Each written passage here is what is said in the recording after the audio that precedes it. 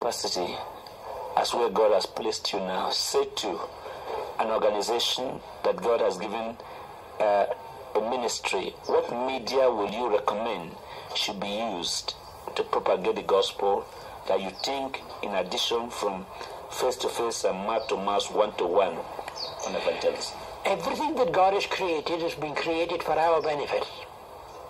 Man in sin has allowed the enemy to capture all these things. The mass media today of Nigeria is mainly under the control of Satan. TV, radio are all created by God and created for us. And every one of them should be used. Literature plays an important part, TV plays an important part, radio plays an important part. The mass media must all be brought under the control of the Lord Jesus Christ. What will you say to those who believe that radio and TV are Satan's box? They are being used by Satan at the present moment. They were created by God. Satan couldn't create a single thing. You are saying that God created these things, but Satan's people use it more. Absolutely. But does that, would that be an answer to a man that doesn't understand spiritual?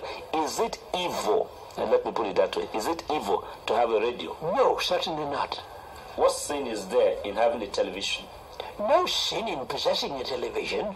If you can't control yourself and your eyes are glued to that which is evil and that which is unseemly, well, then that means that the box, the TV, has become your master. When you remain master and shut off what you don't want to see or hear, then you're the master.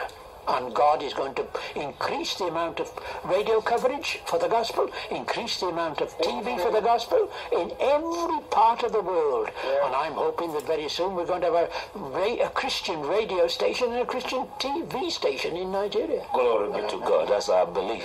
I will not be doing justice to our visit to Dad and Mom Elton if I will not allow Reverend Coker and Pastor Mobile to ask a question, at least, or two short ones each.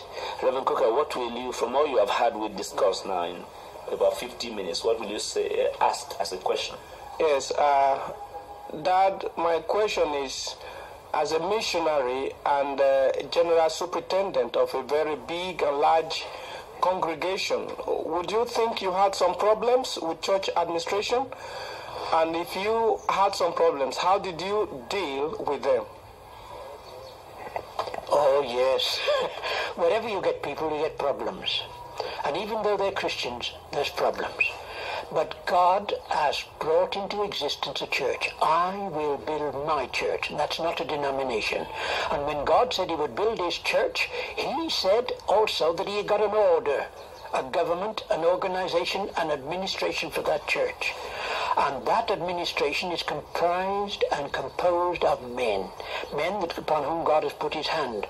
They're found in Ephesians 4:11, and he set in the church first apostles, prophets, evangelists, pastors, teachers. And God is raising up those ministries. I want to emphasize they're not titles and offices.